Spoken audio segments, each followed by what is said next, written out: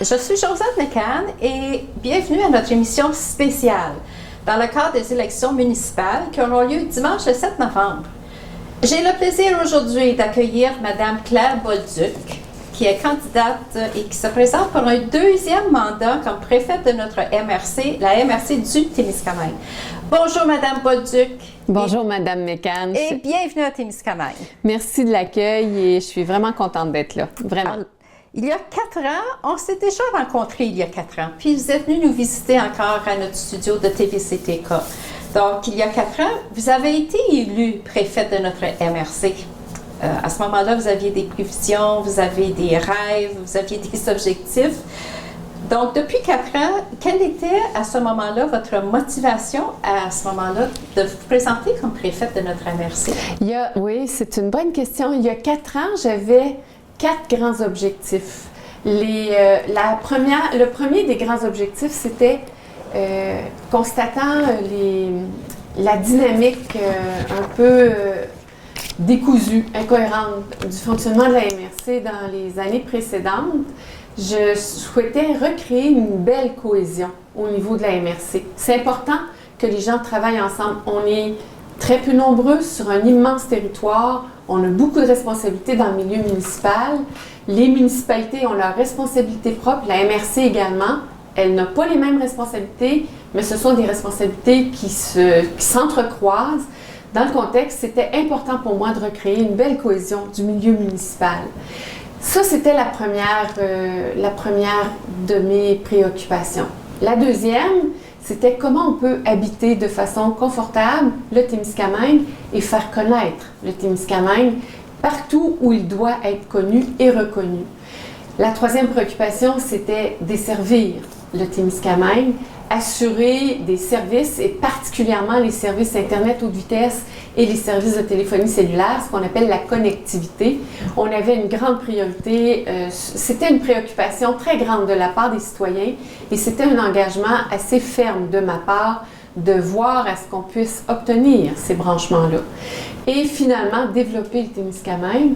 Dans le fond, développer le Témiscamingue, c'est pas seulement s'assurer qu'il y a du développement économique qui se fasse, mais s'assurer qu'il y a du développement culturel, environnemental, du développement social, du développement économique aussi, et du développement de milieux de vie de qualité. Alors, c'était les engagements que je prenais il y a 4 ans, ce sur quoi j'ai beaucoup travaillé pendant les 4 dernières années. On a été surpris par un épisode dont personne n'avait jamais eu l'idée que ça pouvait nous frapper, une pandémie mondiale. On a été surpris de ça et dans les 2 dernières années, je dirais dans les 20 derniers mois, ça a été aussi un élément sur lequel on a dû travailler très fort. D'abord, parce que personne n'avait jamais eu à vivre dans un contexte comme celui-là et aucun des leaders, des décideurs n'avait eu à agir dans un tel contexte. Comme préfète de la MRC de Témiscamingue, j'ai su assumer le leadership que ça prenait pour rassurer la population sur la suite des choses, pour assurer aussi au niveau des municipalités le travail collectif, justement pour que la suite des services aux citoyens soit maintenue. Donc, on rassurait les gens, on s'assurait de la suite des choses au niveau municipal et surtout, on a parlé aux gens et on a facilité leur passage à travers cette pandémie-là. Autant par les interventions comme préfète que je faisais, autant par les interventions et la dynamique qui s'est faite, qui s'est créée au sein du conseil de la MRC. Des résultats, depuis 4 ans, j'avais, en arrivant, ces objectifs-là, ces priorités-là. Dans les résultats concrets, ce qu'on voit, c'est une grande cohésion au niveau de la MRC, un travail d'équipe et une concertation qui sont solides. Et ça ne veut pas dire qu'on ne fait pas de débat. Au contraire, il y a des discussions, il y a des débats, tout le monde n'est pas toujours d'accord, mais on peut se parler de façon respectueuse, polie et faire évoluer les idées et les dossiers dans ce sens-là. La téléphonie cellulaire, elle a été réalisée par le projet Mobilaté. La première rencontre qu'on a eue en décembre 2017 de la conférence des préfets, on mandatait, les 5 préfets, on mandatait le GIRAT pour nous faire une proposition de déploiement du cellulaire partout. on a pratiquement couvert tous les objectifs qu'on voulait couvrir. Il reste 2 zones dans la région de l'Abitibi-Témiscamingue, dont une ici au Témiscamingue, sur laquelle on travaille en ce moment. Alors, la connectivité cellulaire améliorée, on y a répondu. Et actuellement, on est une des MRC parmi les plus avancées pour le déploiement Internet haute vitesse qu'a annoncé le gouvernement du Québec. D'abord, il fallait ramener le point de façon importante, assidue et constante au niveau du gouvernement pour qu'ils comprennent l'importance. Soyons clairs, la pandémie a aussi mis en lumière la nécessité d'une bonne couverture Internet, mais le travail s'est fait beaucoup par le biais de la Fédération québécoise des municipalités, au sein duquel je siège au conseil d'administration, et on a pu démontrer, documenter et revendiquer le déploiement d'Internet haute vitesse. De fait, l'investissement le plus important au Québec qui est fait dans ce programme-là, c'est 826 millions de dollars, c'est 121 millions ici en Abitibi-Témiscamingue, et c'est notre territoire dans notre région qui est le plus avancé sur cet aspect-là. La MRC a vraiment mis la priorité là-dessus. Les municipalités collaborent de façon impeccable. C'est ça que ça fait, la cohésion du territoire. C'est ça que ça fait, assumer le leadership dans les dossiers. On a aussi souhaité faire connaître le Témiscamingue, et là-dessus, je pense qu'on a vraiment réussi. Le Témiscamingue, c'est là où on vit, et là où on vit, c'est une image de nous qui se promène partout au Québec pour rappeler qu'on est un territoire de qualité, qu'on est un territoire qui existe et qui offre un milieu de vie de qualité à tous les citoyens et citoyennes. Pour rappeler également la nature des milieux de vie qu'on propose, on a été très honnête et très respectueux des gens en disant « Chez nous, voici ce que nous sommes. Bienvenue si vous voulez vivre de cette manière-là, bienvenue chez nous. » Alors, on est dans 3 objectifs très importants qui étaient couverts. Développement du Témiscamingue. Évidemment, le développement sous tous ses aspects a une importance cruciale. Et pour le développement du Témiscamingue, on a mis l'emphase, c'est près de 20 millions que j'ai pu aller chercher au niveau du Fonds Région Ruralité pour assurer le développement de plusieurs services, de plusieurs facilités au niveau des municipalités, au niveau des organismes sans but lucratif, près de 20 millions pour 5 ans. Le Fonds Région Ruralité 2020-2024 nous assure des moyens financiers pour vraiment créer les assises à notre développement, consolider ces assises-là, faire en sorte qu'on ait vraiment des moyens de se développer. Ce que j'entends par ce 20 millions-là, ce prêt de 20 millions, c'est pas un prêt, là, c'est vraiment des sommes qui nous sont allouées pour permettre et faciliter le développement. C'est presque 20 millions. Dans ce contexte-là, on reçoit pour 5 ans cette somme-là. Je veux pas que le Témiscamingue soit toujours à quémander sa prospérité au bout des 5 ans.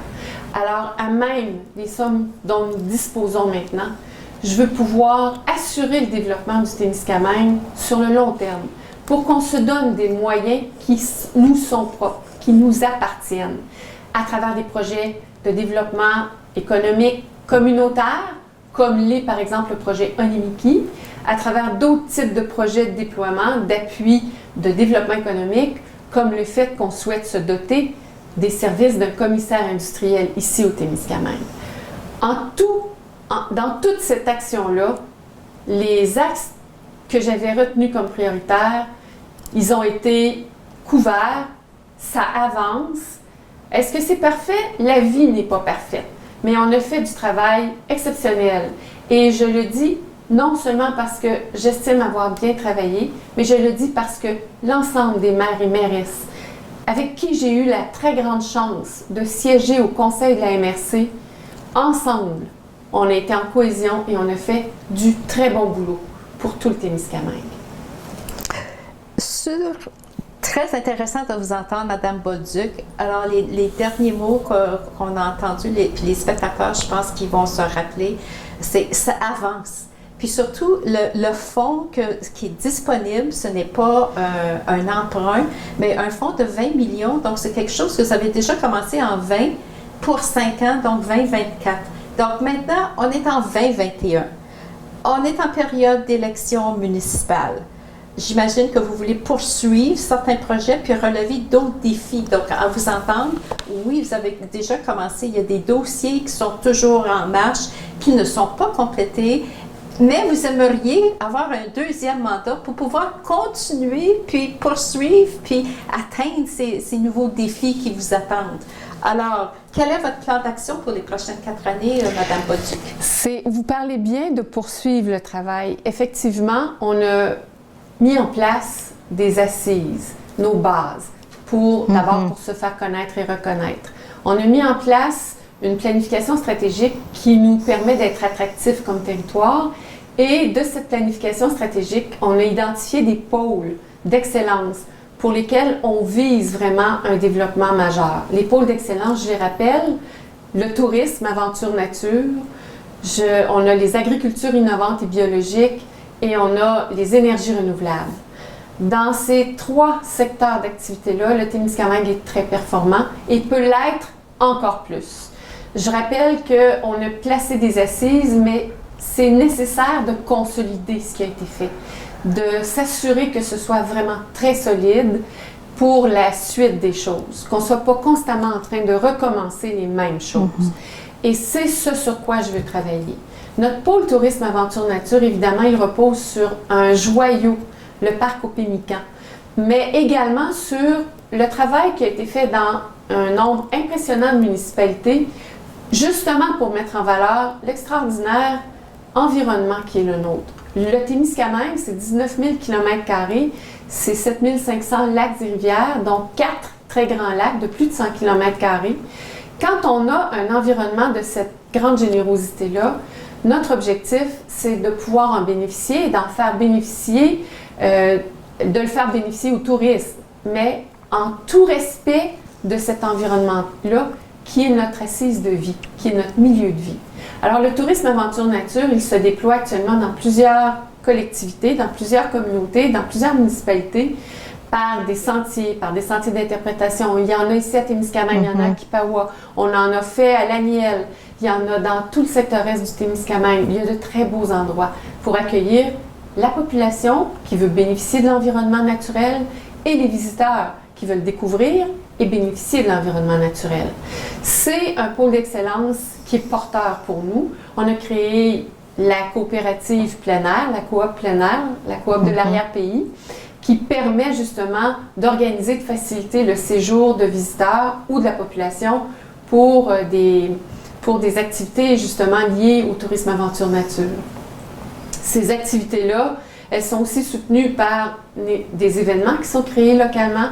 Ces activités de tourisme aventure nature-là sont également soutenues par tout le volet agroalimentaire, toute la qualité des produits d'agro-transformation qu'on offre aux populations. Et c'est là que je fais le lien avec le deuxième pôle, les agricultures innovantes et biologiques. Dans notre territoire, Témiscamingue, on a un potentiel agricole remarquable, incroyable. Et ce pôle d'excellence-là nous permet de mettre en lumière justement l'extraordinaire qualité du territoire agricole ici.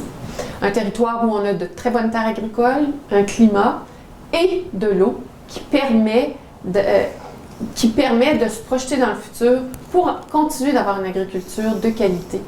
L'agriculture biologique intéresse beaucoup. On s'est donné une facilité pour assumer de la recherche qui va appuyer le développement de ce modèle d'agriculture-là. Les agricultures innovantes, c'est aussi les nouvelles cultures. C'est également les nouveaux modes d'exploitation agricole. Les petites terres de Lorrainville, c'est un très bon exemple de ce que c'est. Les coopératives agricoles, les coopératives de producteurs, les coopératives de transformateurs sont aussi des modèles intéressants pour le développement de nos activités agricoles. Je fais un lien avec ce qui se passe dans la municipalité de La Force, où la coopérative locale qui offre des services marchands à la population, la coopérative d'Evelyne qui détient le dépanneur et le petit café, c'est aussi doté par le biais et appuyé par le biais de notre Fonds Région Ruralité. Cette coopérative-là s'est dotée de serres pour provisionner, pour assurer l'approvisionnement du commerce local, de la coopérative d'approvisionnement local, en légumes frais au niveau de ses clients. Alors, on est dans les l'aventure nature, les agricultures innovantes sous tous ces aspects. Ça m'amène à notre pôle d'excellence sur les énergies renouvelables, où il y a une opportunité maintenant, comme rarement on a vu, de se doter d'un instrument de développement communautaire qui se fait en partenariat avec les Premières Nations, un instrument communautaire qui déploie, qui nous fait produire de l'électricité, de l'hydroélectricité, sans modifier de façon importante notre environnement, qui nous assure des revenus, qui permettra de nous assurer des revenus propres, des sommes propres au Témiscamingue.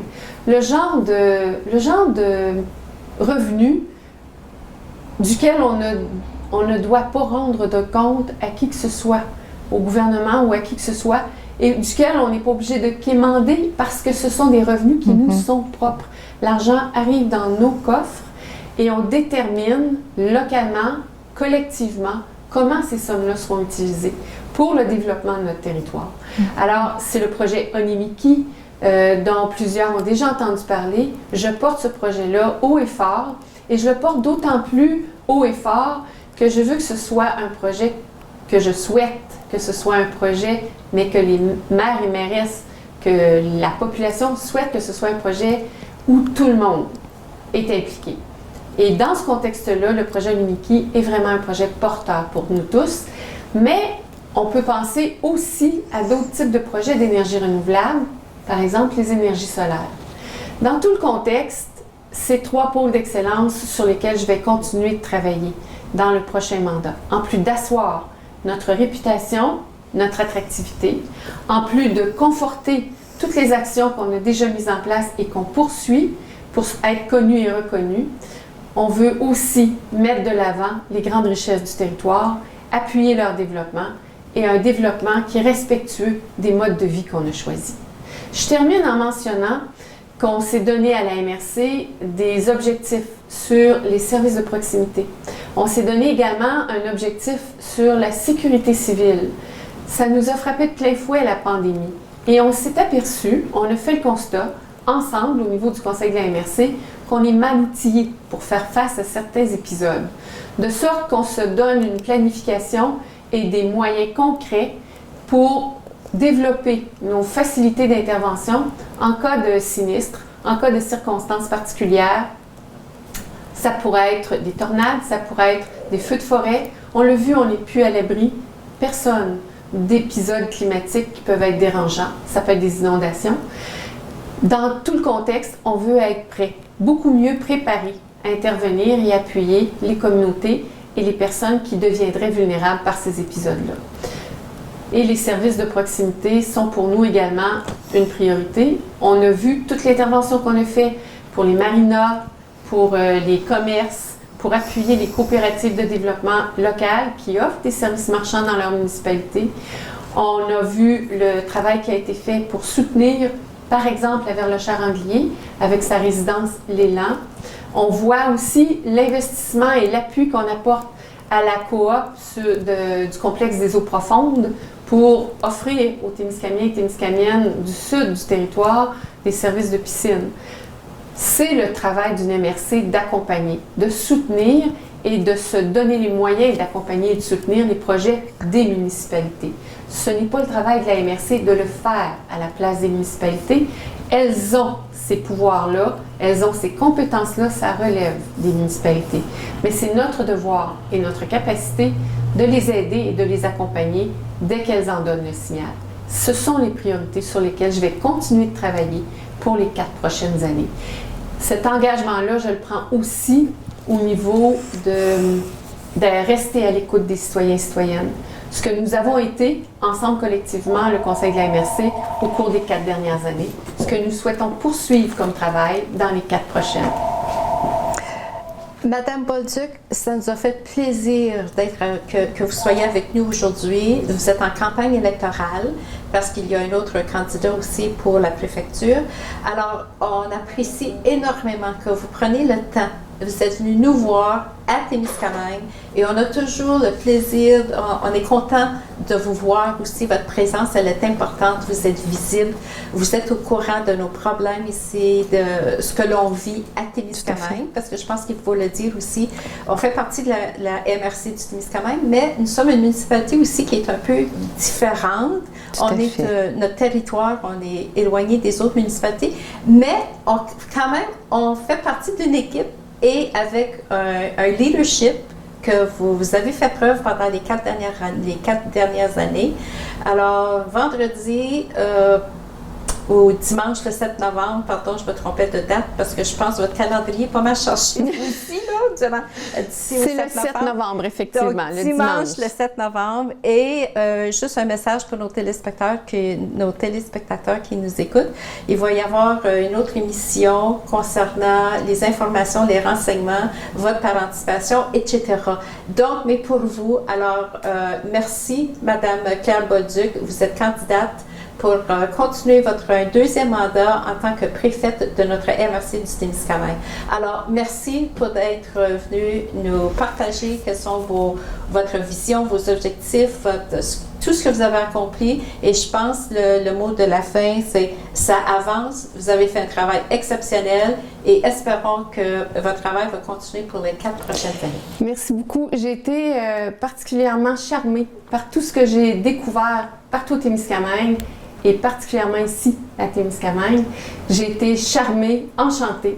On a un territoire extraordinaire. Je compte sur vous le 7 novembre prochain.